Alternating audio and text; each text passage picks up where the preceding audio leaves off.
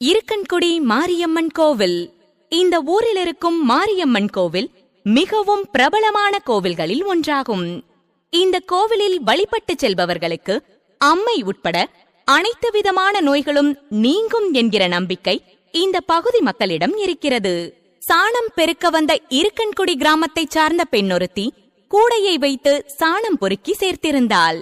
ஓரளவு சாணம் சேர்ந்த பின்பு அந்த இடத்திலிருந்து கூடையை எடுக்க முயன்றிருக்கிறாள்.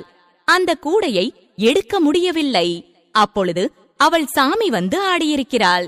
சாமி ஆடிய அந்த பெண் அந்த கூடை இருக்கும் இடத்தில் சிலையாக புதைந்து கிடக்கும் தன்னை வெளியில் எடுத்து கோவில் அமைத்து வணங்கினால் அனைத்து வேண்டுதல்களையும் நிறைவேற்றி தருவதாக தெரிவித்திருக்கிறார்.